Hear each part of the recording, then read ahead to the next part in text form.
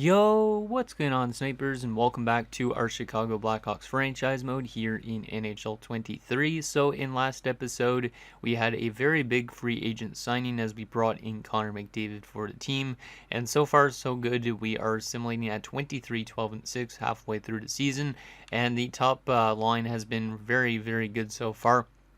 Vance and McDavid have some very good chemistry as they're currently leading our team and the entire league in points with 28 goals and 30 assists.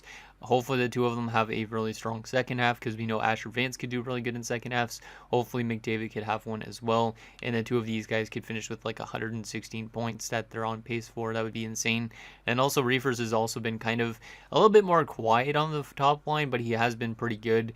We are changing up a couple things to the top line based on a comment I got, which I will get to in a little bit. But yeah, other than that, this team has been doing pretty well so far, and I don't think it's worth it to make any moves for this team. It's just good to see how this team finishes off the year, and hopefully we can make a good run in the playoffs this year and not be a first-round exit. So anyways, before we get into simulating more of the season, I do have one comment to go over, and that's from Pens Gaming 7. He says, great to see McDavid signing and see him and Vance go off. I think Reefer should be at center since his faceoffs are really good. I think you should also hold on to Donald for the year since having an 87 is good for the team. So yeah, we're going to hold on to Donald. I was contemplating potentially trading him because his numbers haven't been that great in front of this team, but we will run him as our starting goaltender still just because why not? And the only change we're going to make is, like as I mentioned, we are moving Reefers to the center spot. Reefers is very dominant on the face-off dot, so putting him there should help out things a little bit, maybe give him a better offensive opportunity. And then McDavid's going to be on the right-hand side since he's a left-handed shot, and Vance is still on the left side since he's a right-handed shot. So hoping that gives the Reefers a little bit more offense during the second half, and hopefully McDavid and Vance can continue their pace that they're currently on. And then hopefully we get our depth scoring to be a little bit better because it kind of isn't the best depth scoring, but at least we still have a very deep roster in terms of every single position for the most part. So very excited to see what this team finishes off the season like, and hopefully we also have a good run in the playoffs, because if we don't, I'm kind of getting a little bit concerned in the sense because this team definitely is built to win. It's just all about kind of getting those wins in the postseason when it matters the most. But anyways, let's get into simulating more of the season and see what happens. I also did make a little bit of a change to the power play lines. Was just basically changing Reefers to the center instead of McDavid as well, just because our power play hasn't been that great so far, and our penalty kill has been like kind of mid-table as well. So I think those special teams just need to improve pretty much, and then everything is pretty much clicking for this team. So yeah, let's get into simulating more of the season and see how this team wraps up the year. Is Vance going to have another torrential pace down the second half of the season?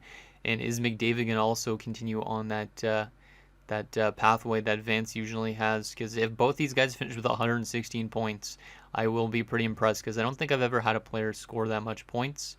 The most I think I've ever had in a season might be like 108 points in a season. So if both these guys finish with 116, I'll be pretty happy with that. Also, if Vance finishes with another 50-goal season, that'd be awesome too, because both him and McDavid are on pace for 56-goal seasons. So we'll see if both of them actually end up hitting 50 goals, because I don't think I've ever had two 50-goal scorers in the same season, unless I did in Arizona, because I know in Arizona I had Michkov scoring a lot of goals, and I also had Kagarotov scoring goals at one point, so I'm not sure if I've ever had two 50-goal scorers at a time, but I probably have. I just can't remember. Wow, we lost 10-1 to Montreal. Montreal's a team that just came off a Stanley Cup win, I think, so it's going to be a little bit of a tough task beating teams like that. And Len Morris has injured his leg. Let's just go replace player. But we are kind of losing a bunch of games to start this episode, which isn't great, but maybe it's because the Sim Engine wants to give us maybe a little bit more of an average season. Like last year when we won the President's Trophy, we were a first-round exit, so maybe we just need to be an average team in the regular season, and then we'll be a dominant team when playoff time comes. Because maybe, the game is just trying to tell us a sign or something like that. Because usually, I find you always have, like, really good seasons, and then you're a first-round exit or second-round exit. You have a mediocre season, or, like, you obviously don't make the playoffs. You have an average season, you make the playoffs, and you can go to at least, like, the conference finals, sometimes even the Stanley Cup finals. So, hoping that we at least go far in the playoffs this year, and that the regular season doesn't matter too much as long as we make the playoffs. But we're now 29, 16, and 7. At February the 1st. And McDavid's now up to 72 points and 36 goals and 36 assists. Jeez. So he's on pace. He has 30 more games played. He's got 20 more points in games played. I don't know what he's on pace for right now, but he's looking like he's going to hit a 50-goal season with us, which will be awesome, considering Vance should hit 50 goals as well, unless he's kind of fallen off a bit, because maybe McDavid's stealing all the goals now that he's on the wing. Let me take a look and do some math here and see what McDavid's on pace for goals-wise. I know some of you have already done the math in your head, but I can't do this math in my head. I'm not that smart when it comes to math. Let's see. So in an 82-game pace, he's still on pace for 56 goals, which I believe that's where he was before. So he's on the same pace for goals, maybe a bit more points, maybe around the same amount of points. But so far, so good with McDavid being a winger. Obviously, we could change him to center if things go south, but for now, Reefer's being between them is a lot better because he's got like 94 on faceoff, so he should be able to get us some good offensive zone draws, and yeah, hopefully generate some offense off of that. We're not going to be probably making any trades in this episode, likely, unless there's something I drastically need to do. But right now, I don't think there's going to be anything I need to do. Like, even though we're losing some of these games like 8-5 and 10-1, I'm not concerned really at all. I'm more concerned if we're winning too much games. 34, 19, and 8, not too bad. How are we standings-wise? Second in our division. McDavid's now up to 85 points and nearly at 40 goals. Yeah, McDavid's definitely hitting 50 goals his first season with us. That is unless he just like falls off a cliff the last 21 games. But yeah, what a season for McDavid with this new team. Obviously, he's a pending free agent at the end of the year, but more than likely he will not be brought back unless we really have to, because we might have to re-sign Nazar and stuff instead. So, okay, so the day before the deadline, we're 35-28. Yeah, I honestly don't think there's any room for improvement on this team. So 86 points now for McDavid, 40 goals. Let me take a look quickly at the standings stuff to see what is going right for this team at the moment. Colorado is now taken over as the top team in the league. Them and the Rangers have been insane this year. That's crazy. Goals for per game wise. Goals for per game wise right now, we are currently the 5th best offensive team, so I think we're right where we were before. Goals against wise, we are getting worse defensively, but we're still like mid-table. So that's not bad. Power play is improving a bit because I believe it was at 16% before. But we are still like mid-table on the power play. And our penalty kill is also improving, I think. If I'm not mistaken, but it's still also around mid-table. So special teams still haven't been the greatest, but that's okay. We are really good on the road, but not good on home ice. So hopefully we can start winning in front of our home crowd a little bit more. But yeah, like I said, average seasons are not super dominant seasons are good to have because then you could at least go far in the playoffs. So, yeah, I think we're not going to make any changes. We're going to keep with this team, see how they do, and hopefully this team is good enough to have a good run in the playoffs. Because obviously we're going to make the playoffs, I think, at this rate. But it's just all about how far we actually get. So let's go Bayern. We're going to go continue simulating. We don't care about the trade deadline at all. And we'll see how we wrap up the season. Are we going to have a 50-win season to end the year? That'd be awesome. Samuelson on waivers. Don't really need another depth defenseman on this team. But yeah, average seasons are much better than having full-on dominant seasons, I think. Florida's fired their head coach. His name is Harry Trainer. What a name. Is McDavid and Vance going to hit 50 goals? Because that would be cool to have 2 50-goal scorers. I feel like one of them has probably fallen off, and I feel like it could be Vance. Ovechkin has been injured with a sore knee. Let's just go replace player, but that sucks that Ovechkin got injured, since he's a key piece to that top 6 pairing. 42, 24, and 9. We are still second place in our division because the Avs are running away with it. And wow, McDavid's over 100 points already. 103 points. He's got 48 goals now. So he is very close to hitting 50. He definitely has slowed down a lot in goal scoring, but his assisting is really good, which means Vance might be at a 60-goal season almost at this pace. It'd be insane if both these guys have like 110-plus points. But McDavid's definitely making a very good impact here in his first year in Chicago, and probably only season in Chicago, because I feel like he's going to demand a lot of money in the offseason. But let's continue simulating, see how these guys wrap up the year. Ovechkin is back after we lost 2 straight games. Let's take Johansson out, put Ovechkin back in. Yeah, that's good. Come on, boys, let's get a couple wins at least to end the season. There's one, there's two. There's a shootout loss, so at least it's a point. Yeah, we have clinched the playoff spot. We're almost like falling back to the wild card, which is kind of crazy. And McDavid has hit 51 goals. He's now at 108 points, which means him and Vance are probably both right around the same number, my guess. But let's wrap up this season. Last two games, both on the road. We win one and we win the next one. 46, 26, and 10. We finished second best in our division. I think that's a good spot to finish in because finishing top, we're probably doomed for a first round exit. Finishing second, maybe we have a chance to get to the next round. But yeah, our division was pretty good. We were only 1 point up on the Jets, and then 6 points up on the Blues, and then like 11 or 9 points up on the Coyotes. But McDavid had 111 points in his first season in Chicago. Pretty impressive, considering he's like 37 or 38 years old. But he's probably going to go quiet in the playoffs, watch.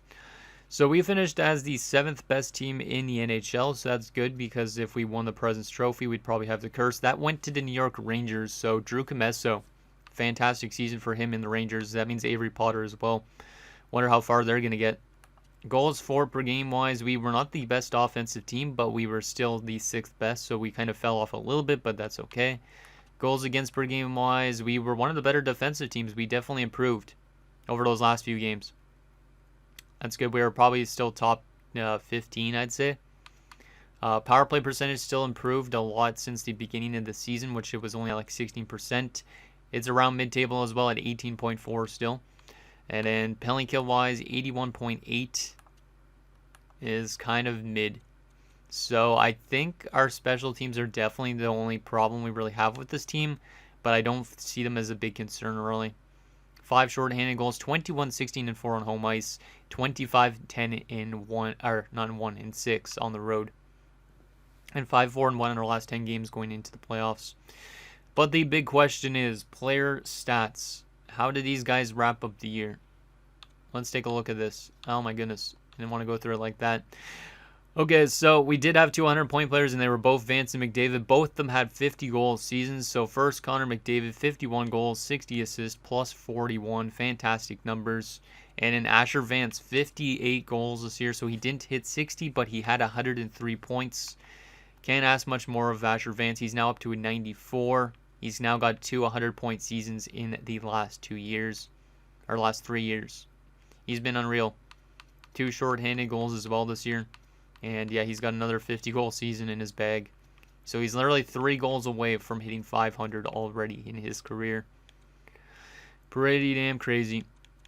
And he's still got 1 more year left on his contract, and then we're going to have to give him that big 8-year extension because he needs to retire with this club.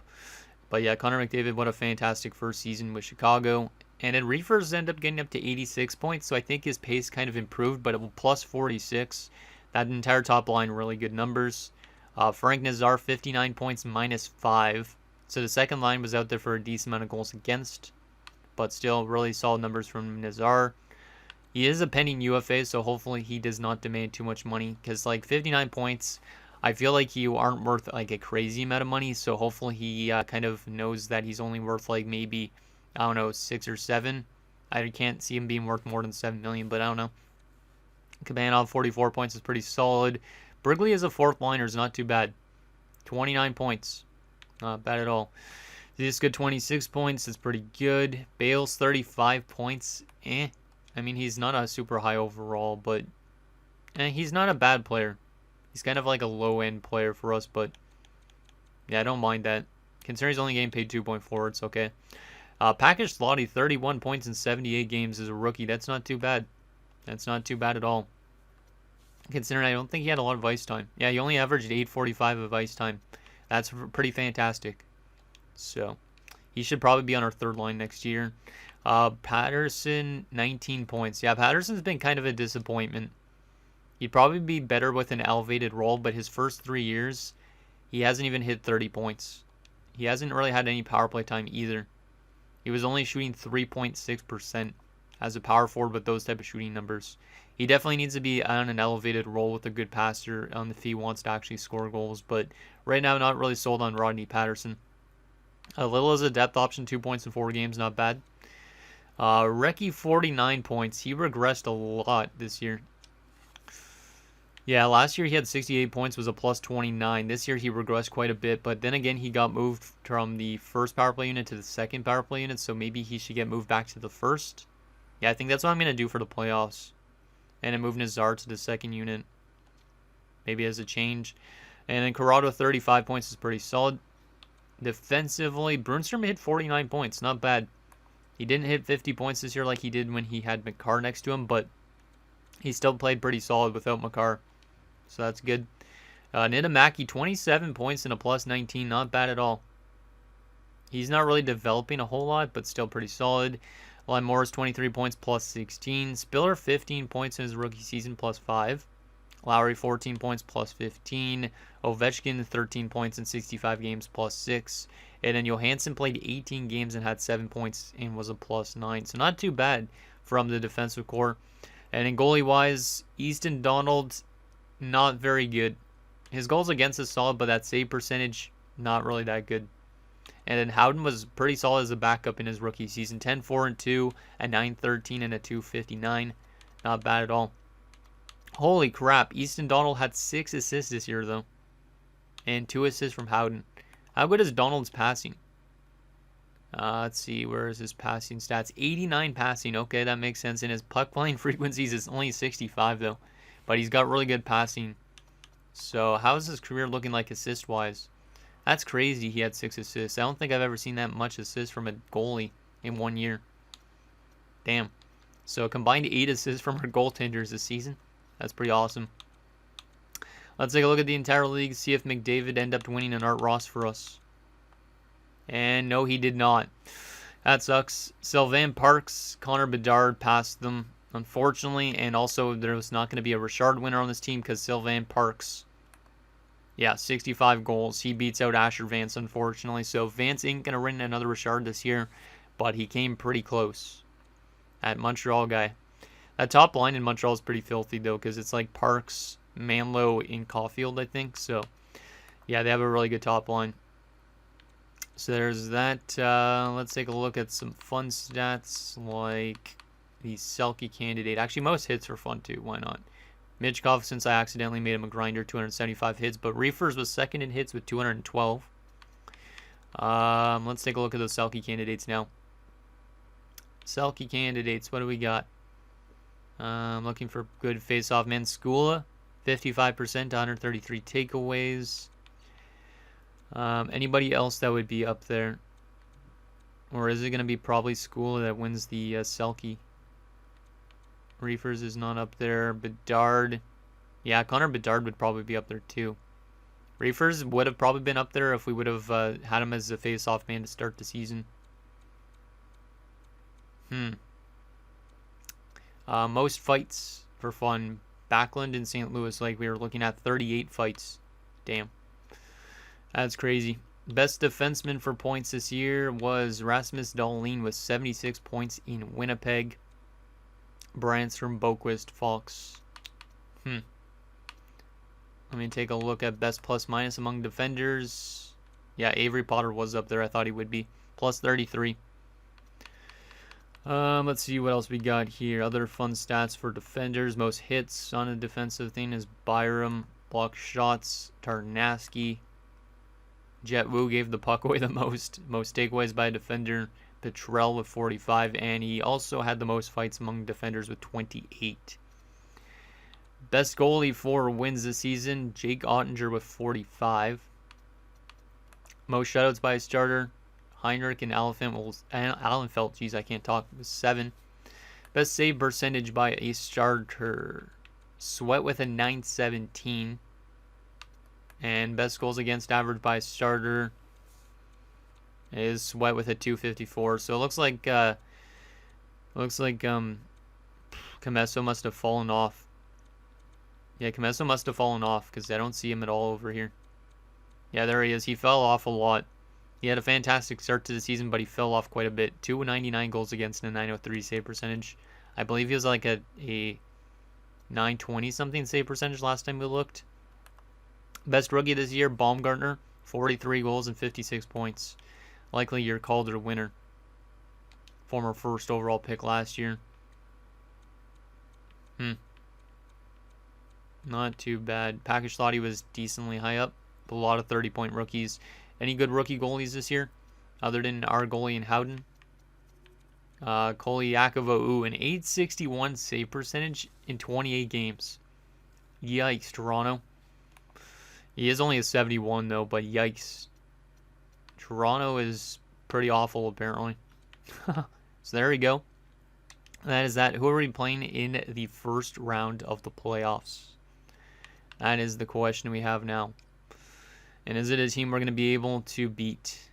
It is going to be the Winnipeg Jets. Oh boy, the team that just finished below us in our division. This is going to be an interesting one. The other matchups, Vancouver, St. Louis, LA, and Seattle. Winnipeg and Chicago, obviously. Arizona and Colorado. Detroit, Montreal. That would be an interesting series. Ottawa, Tampa. Boston and Rangers. And the Devils and Islanders. Let's take a look at first what the Jets did compared to us. And then we will take a look at their rosters. So, yeah, this is going to be a really close matchup probably. Which kind of has me concerned since we finished a little bit above them. But both teams really neck and neck on the standings. They had a little bit more goals than us, 3 more goals. Their defense was also a little bit better. They allowed 3 less goals. Power play wise, we were better power play wise. And penalty kill wise, they were better by 4%. They also had 10 short-handed goals this year. Yeah, I'm kind of concerned. This might be actually a tough matchup for our first round. But if we're able to beat them, then maybe we could beat any team in our path. Who knows? But let's take a look at that Jets team. What do they have? First line, Kevin Fiala, Connor Bedard at 98 overall. Yeah, that's going to be the tough task, is containing Connor Bedard. Obviously, he doesn't have Rantanen and whatnot anymore. I think that was in this year's, if I'm not mistaken. But he's had a lot of 100-point seasons.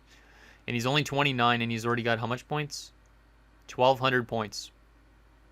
He could play for maybe another 6-7 years. So he could hit 2,000 points in this franchise mode probably. And then Petri Vananen. Yeah, why couldn't I talk for some reason? For some reason I thought it's on I, but it's Vananen, like Ozzy Vananen. Second line, Thomas Banach, Rasmus Kupari, and this Lejunkrantz guy. Third line, Raimo Lejunin, Matthew Ward, and Maxime Goslin. And a fourth line of Mike Roloff, Nicholas Montador, and Tiny Marchment. So a couple of Finns in our forward core with Vananen. Why can't I talk for now? Kupari. Is Lejunkrantz Swedish? Yeah, he's Swedish. That's what I thought. And Lejunin's probably Finnish. That's a pretty good forward core. It's kind of mid, though, in some areas. Because this bottom 6 center, like 79, Matthew Ward's more of a depth center / fourth liner. Monitor's not an NHLer. Same with Marchment. And then Fiala's kind of dropped off a lot. We used to actually have Fiala. I forgot about that way back. He was part of that big trade we made years ago. But he has definitely dropped off a lot since. And then defensively, they're pretty good. Oh, yeah, they have Dahlin, who just potentially won the Norris. They also have Chaika, Artem Grushnikov, Damon Cameron, Oli Pirieta, and Lucas Johansson. I don't know how this team finished just 1 point below us. Because on paper, we definitely have a way better looking team. Sebastian Cossa is their starting goaltender. Haven't we played him multiple times in the playoffs already? We must have with the Jets. I don't know. And Dylan Ferguson is the backup. And then in terms of depth, they have Duke Prosser and Semyon Arguchintsev. So I think definitely we have the better team. But it's basically going to be Vance and McDavid versus Bedard and Vananen. If our top guys could outscore these top guys, I think we have a chance. Otherwise, who knows?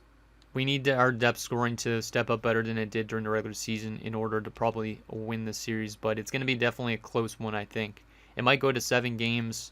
And then, yeah, obviously, winner of the series would face probably, I don't know which team. It's one of those teams that are out there in the West anyways. So anyways, guys, that's going to do it for this episode of our Chicago Blackhawks franchise mode. So in next episode, we'll take it to round 1 against the Winnipeg Jets as we look to get to that second round and hopefully be on that as well. So guys, think down below, and I'll see you guys next time.